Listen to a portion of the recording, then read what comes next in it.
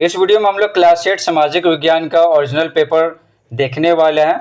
जैसे कि आप देख सकते हैं ये ओरिजिनल पेपर है, अर्धवार्षिक मूल्यांकन 2023 सामाजिक विज्ञान का पेपर है। टोटल मार्क्स रहेगा 50 और आपको समय दिए जाएगा 2 घंटे।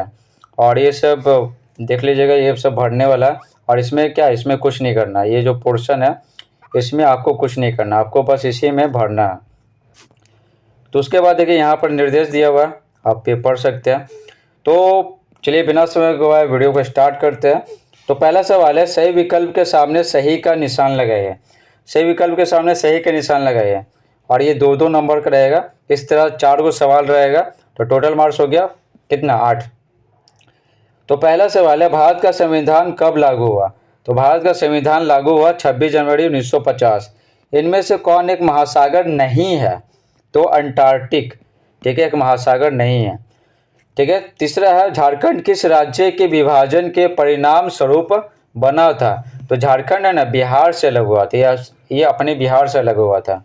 ठीक है, तो हो जाएगा बिहार। 4, अंग्रेजों के आने से पहले भूमि का मालिक कौन होता था। तो अंग्रेजों के आने से पहले भूमि का मालिक किसान होता था, किसान। 2 देखिए, 2 में भी नंबरिंग सिस्टम वही है, 2-2 नंबर का है। ठीक है, 2-2 नंबर का, तो चारों सही कीजिएगा तो 8 नंबर मिलेगा। तो क्या बोला गया, रिक्त स्थानों की पूर्ति कोष्ठक यानी ब्रैकेट में दिए गए शब्दों से कीजिए। तो यहाँ ब्रैकेट में 2 शब्द दिया गया, तो वही दोनों में से क्या करना है, चुनना है। का देखिए, जायद फसल का उदाहरण डैश है। तो जायद फसल का उदाहरण तरबूज है। सन 1857 का विद्रोह डैश से आरंभ हुआ। तो मेरठ से आरंभ हुआ। ग सीमेंट उद्योग डैश उद्योग के अंतर्गत आता है। तो खनिज आधारित उद्योग के अंतर्गत आता है। घ मशीनों से वस्तुओं के उत्पादन की प्रक्रिया को डैश कहा जाता है। तो मशीनों से वस्तुओं के उत्पादन की प्रक्रिया को मशीनीकरण कहा जाता है। ठीक है, मशीनीकरण। तीसरा है मैचिंग, इसमें भी नंबरिंग सिस्टम वही है, 2-2 नंबर का है, 4 गो, तो 8 नंबर टोटल। मिलान कीजिए। तो देखिए, दुर्गापुर एक फैक्ट्री है, ठीक है, स्टील का फैक्ट्री है वहाँ पर बहुत बड़ा। तो ये पश्चिम बंगाल में है दुर्गापुर। सिल्क के कारखाने ढेर सारे हैं भागलपुर में। लोकसभा में निर्वाचित सदस्यों की संख्या, ठीक है, निर्वाचित संसद सदस्यों की संख्या 543 है। मंगल पांडे है ना, ये बैरकपुर छावनी से संबंधित है। मंगल पांडे है ना, एक सैनिक थे, तो बैरकपुर छावनी में रहते थे। ठीक है, उनका ड्यूटी ही वहीं पर था, बैरकपुर छावनी। आगे देखिए 4। तो 4 में क्या बोला गया, किन्हीं 4 प्रश्नों के उत्तर दीजिए। तो 6 गो प्रश्न रहेगा। ठीक है, 6 प्रश्न है यहाँ पर, तो इसमें से 4 गो उत्तर देना और एक सही करने पर ना 4 नंबर मिलेगा और चारों सही करने पर 16 नंबर मिलेगा। तो 6 गो में से कोई 4 गो ही लिखना है, तो जो आसान लगेगा आपको तो वो लिखेगा। पहला, ईस्ट इंडिया कंपनी की स्थापना कब हुई थी तथा उसके उद्देश्य क्या थे। तो सबसे पहले हम लोग क्वेश्चन पेपर देखेंगे, उसके बाद इसका सॉल्यूशन भी आपको हम प्रोवाइड कराएंगे, ठीक है ना, इसी वीडियो में। तो 2 है, संसाधन से आप क्या समझते हैं। तो इस तरह का खाली स्थान है, आप देख ही सकते हैं, इसी में लिखना है। 3 है, मुक्त व्यापार किसे कहते हैं। 4 है, संसद के कितने अंग होते हैं, उनके नाम लिखें। 5 है, सिंचाई के साधनों को लिखें।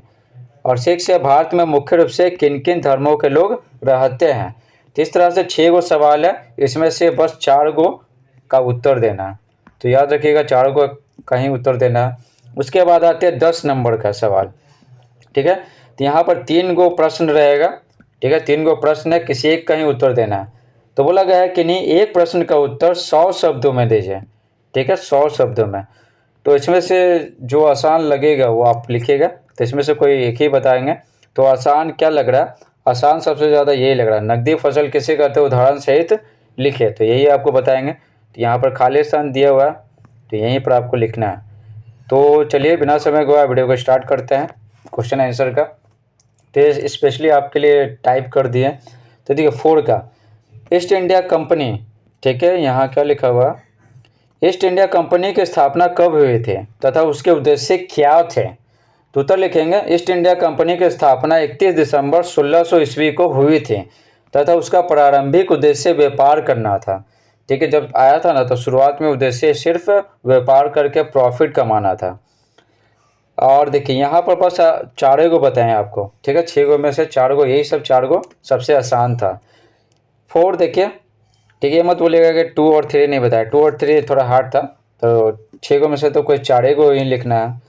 तो देखिए संसद के कितने अंग होते हैं उनके नाम लिखें, तो उत्तर लिखेंगे संसद के 3 अंग, ठीक है, राष्ट्रपति, राज्यसभा और लोकसभा होते हैं, ठीक है। तो कुछ भी नियम कानून बनता है तो ये दोनों से पास हो जाता है ना, तो फिर राष्ट्रपति उस पर सिग्नेचर करते हैं उस बिल पे, तब जाके वो नियम कानून बनता है। 5 है सिंचाई के साधनों को लिखें, सिंचाई के साधन, ये तो बहुत ईजी है, तो उत्तर लिखेंगे सिंचाई के साधन है नहर, कुआं, ट्यूबवेल, तालाब एवं नदी, ठीक है, और भी ढेर सारे हैं, तो बस आदि लिख देते हैं, ठीक है। उसके बाद भूमिगत जल भी है। 6 देखिए, भारत में मुख्य रूप से किन किन धर्मों के लोग रहते हैं, ठीक है, मुख्य रूप से, तो उत्तर लिखेंगे भारत में मुख्य रूप से हिंदू और इस्लाम धर्म के लोग रहते हैं, इस्लाम यानी मुस्लिम धर्म के लोग, इसके अलावा ईसाई, सिख, बौद्ध और जैन धर्मों के लोग भी रहते हैं, ठीक है। ये मुख्य रूप से पूछा गया, मुख्य रूप से, जिनकी संख्या ज़्यादा है तो ये सब रहते हैं, और पारसी लोग भी रहते हैं लेकिन उनकी संख्या बहुत ही कम है।